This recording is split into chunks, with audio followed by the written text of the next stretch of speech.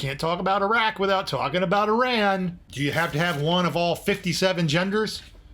Personally, my favorite is tater tots. I gotta make some notes or else I'm gonna forget. And then when I make the video, I'm like, oh crap. I feel so much better.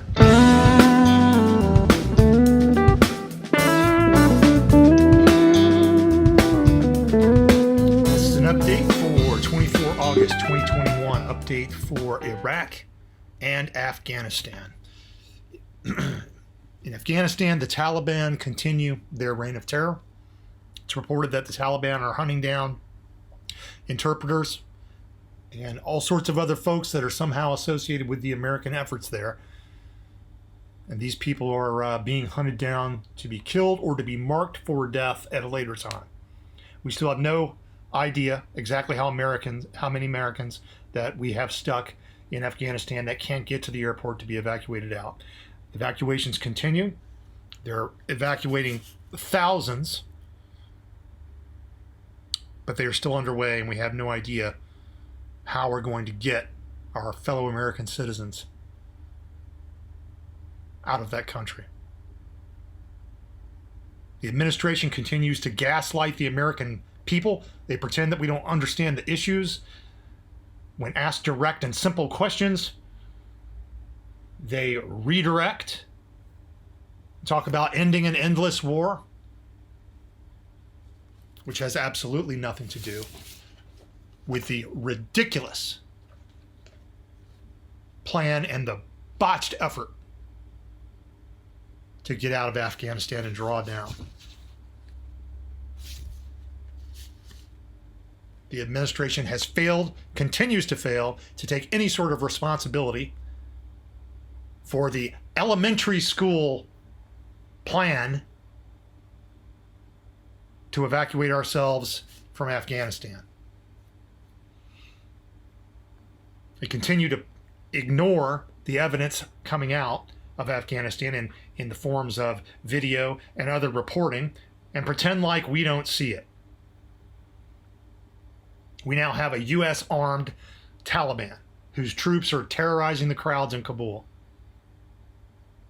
They still have the city sealed off, so people from the outside can't get in.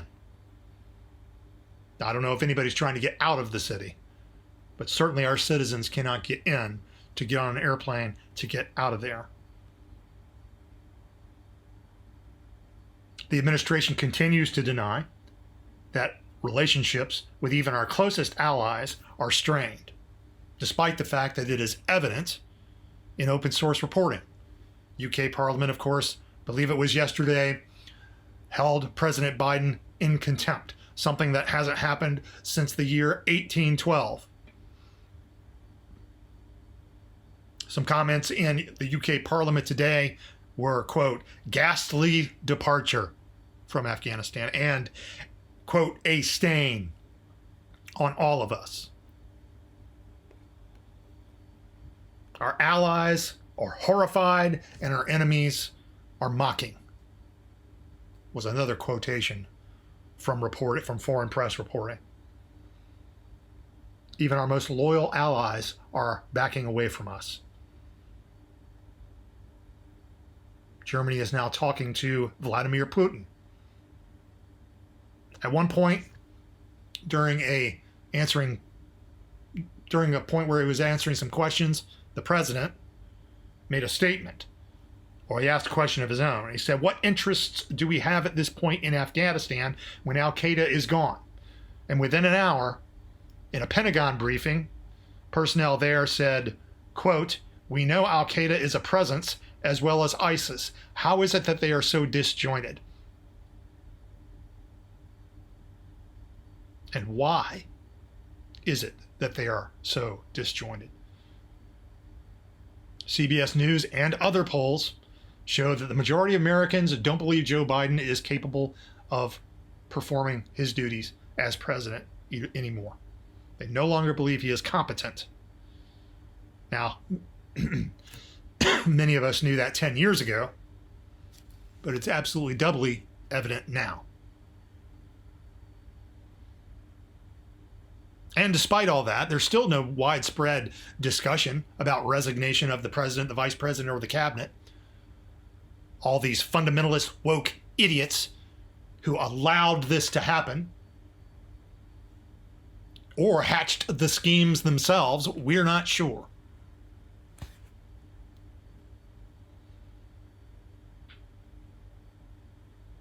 So we continue to have an administration in tatters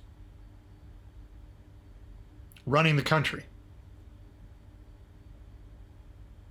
The wokesters in the media cabal are finally seem to be getting their plan together, and they're changing the narrative back to, you guessed it, COVID.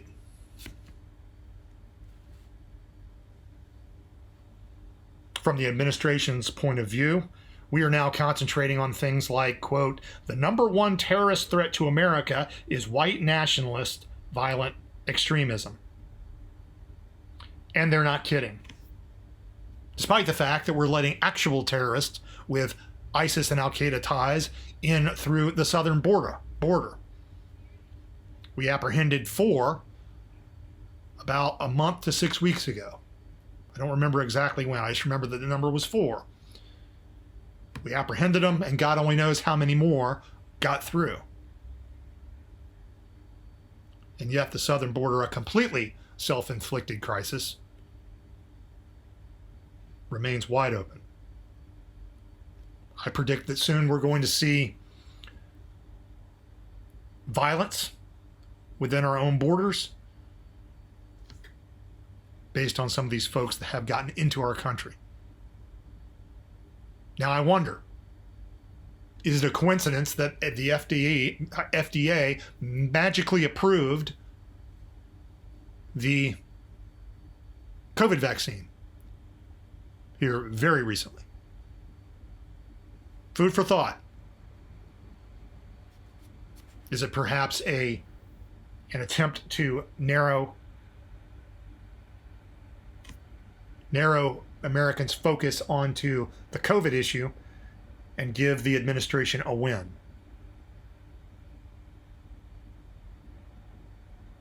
Now, I want to ask a question here. This issue in Afghanistan, between Afghanistan and the southern border, this administration has demonstrated itself to be utterly incompetent. Now, you almost couldn't try to screw it up any worse, which makes me ask, is it intentional?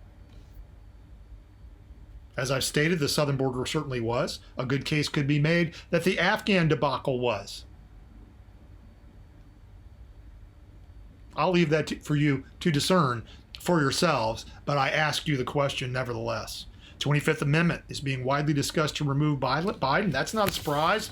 That was being put out there before Biden was even elected. It was being put out there during the election that the plan all along was, we're going to get Joe in, we're going to prop him up for, a couple years, and then we're going to put Kamala in because she's a black woman. We'll make her the first black president, and then whoever it is that's pulling the strings, that's my next point, will, be in power for 2.5 terms.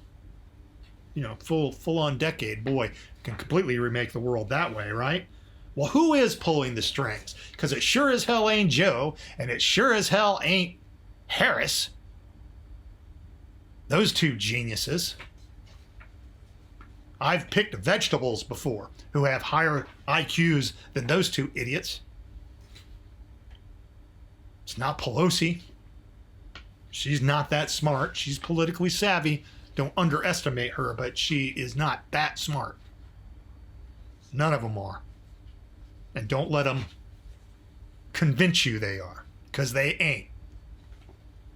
Let me ask you this before we go any further. What if these hucksters weren't caught?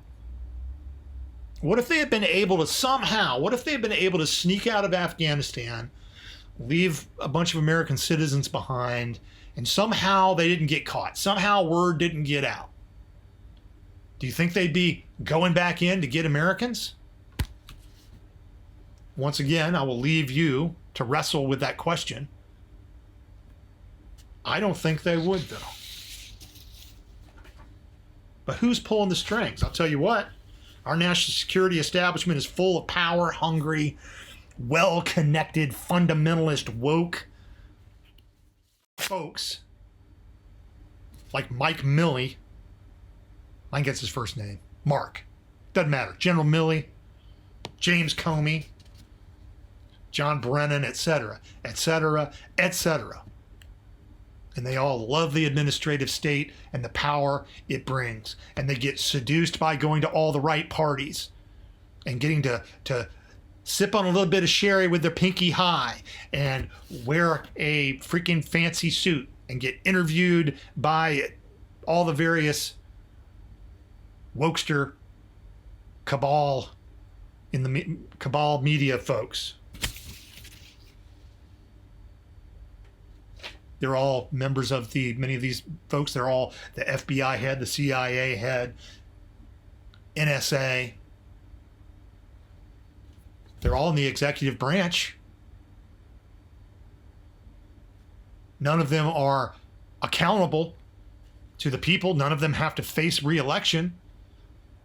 None of them usually have to even face much scrutiny. Maybe they're the ones pulling the strings. Let me point something out. They're that expert class. They know if they score well, they're going to spin that career into a book deal and speaking engagements and all sorts of great TV appearances. But I wonder if some of these guys aren't pulling the strings behind this idiotic administration.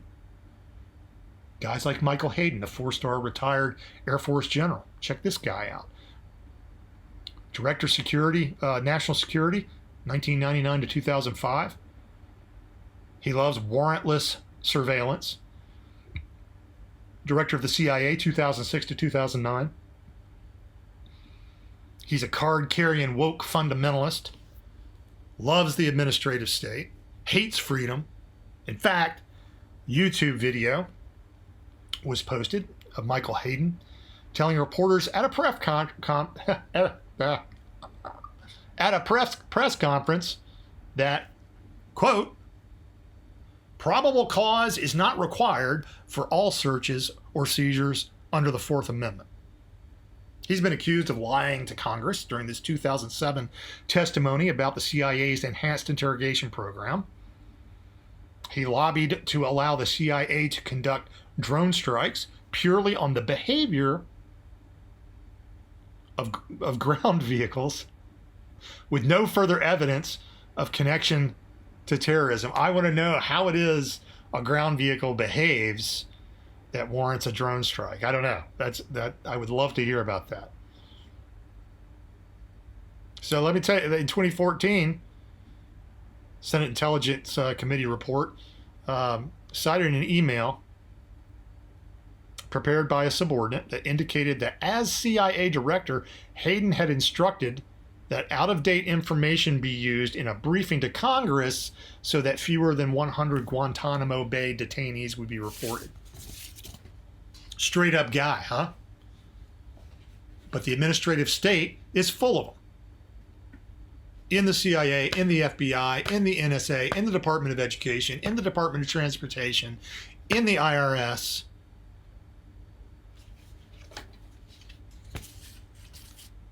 All of these bureaucracies are made up of these people. Well, folks, have no fear. You'll feel better after you hear this. Guaranteed. On January 21st, President Biden issued executive order. On January 21st, President Biden issued executive order 13985, mandating all agencies ensure their missions advance racial equality and support for underserved communities. Each federal agency is to launch an agency equity team known as an AET. I feel so much better. These guys are going to take care of it. They're going to make sure that all the quotas are fit, and they're going to make sure that you got all the right colors not necessarily the right capability, but you're going to have the right colors and the right, can we say gender anymore? I don't know. Do you have to have one of all 57 genders? Personally, my favorite is tater tot. All right, now let's move on to some news. In Iraq, where I'm sitting right frickin' now with my paper that I'm reading my notes off of, because I gotta make some notes or else I'm gonna forget. And then when I make the video, I'm like, oh crap, I should have said, something about this. This way I don't miss a thing. Iraq's planning to hold parliamentary elections on 10 November. My bad. That would be a great date though, for those Marines out there, 10 October. They're a month off. This despite many major factions having already withdrawn from the polls. So there's a lot of going back and forth about the legality and the constitutionality and the fairness of these elections, and a lot of people are upset about the elections. It's going to get sporty over here probably about that time, I would think. Since December 2017, Iraq has announced full victory over ISIS. However, the physical so-called caliphate has been removed, but the remaining militants of the group have now resorted to insurgency war and terrorist attacks across Iraq. Iran, you can't talk about Iraq without talking about Iran, officially announces the plan to attend the Baghdad summit. How nice. Iran has officially announced its plan to take part in a regional summit expected to be held in Baghdad at the end of this month. Now, when the foreign minister shows up here, all the Iranian-backed Shiite militias are going to need to show they're fighting to get the American devils out, right? So it'll probably get a little froggy around here then too. The Iraqi Prime Minister is expected to host a regional summit in the capital, Baghdad, within the next 2 weeks. The exact date has not been announced. Now, if that didn't make you feel better, this damn sure will. Russia says that Turkey could sign a new S-400 missile deal soon.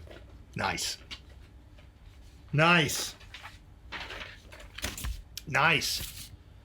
Russia and Turkey are close to signing a new contract with an additional S-400 air defense capability. It doesn't say the numbers or anything like that. The initial purchase of this system from Russia strained ties with the United States and NATO allies, you think? Washington sanctioned blah, blah, blah. They threatened to impose new sanctions on Turkey if Turkey bought any more systems, Russian major arms systems. Yeah, and then there's a little bit of news about Russia's President Vladimir Putin and the leader of Turkey discussing bilateral coordination on Afghan issues, with the priority being counterterrorism. Gee, I'm a little surprised they're not worried about white male rage or domestic terrorism of white supremacy, something, whatever it is that the fundamentalist wokesters are worried about back in the States. Now, it is pretty interesting how we are letting the enemy in through our southern border, literally through the back door, while we are screwing around, worrying about what to call each other. It's entirely possible that we're not able to vet the people we're going to be bringing into the country. Lord only knows what's going on. I will say this. America needs her heroes and warriors. To my fellow veterans who are warriors, we may not get to go home and relax. We may need to continue to be warriors in a different way.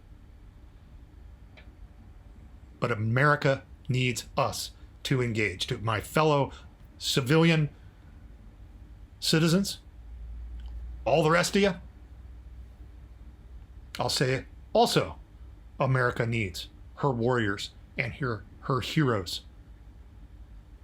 That means you. She needs each of us to take responsibility for this disaster, not only the Afghan disaster, but this disaster of a government that we have in place,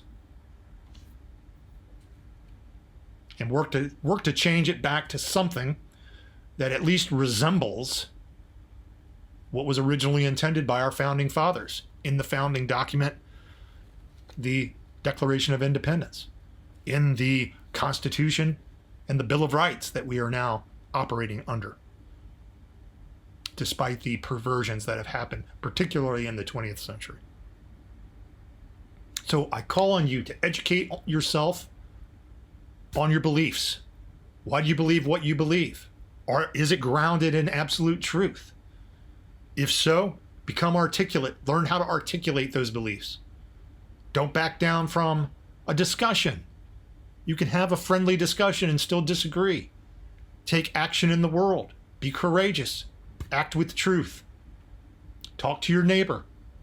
Even if it's just having a conversation with somebody while your kid's at sports practice. Go to a PTA meeting. Go to a school board meeting. Speak up if you disagree with something.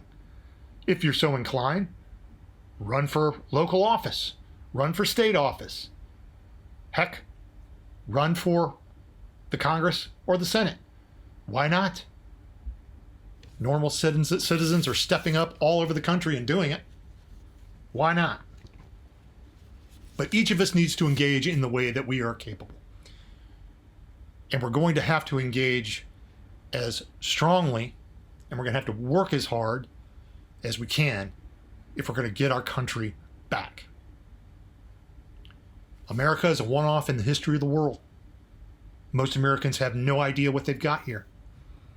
Most Americans haven't had the opportunity or the misfortune, depending on your point of view, to go to a place in the world, which, oh, by the way, this describes most of the world, where we don't have these freedoms, where we don't have the wonderful standard of living, where the lights don't work when you flip the switch.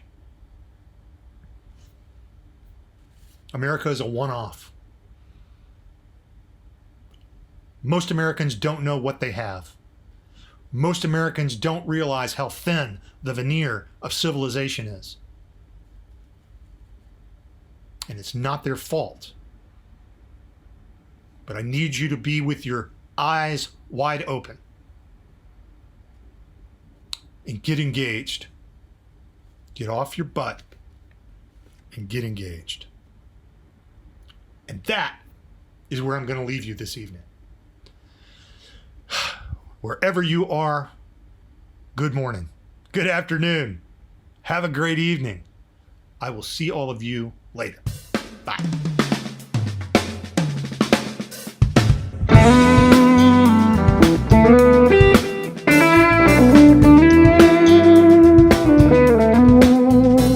Hey everybody, John and Stacy from Semper. Hey y'all.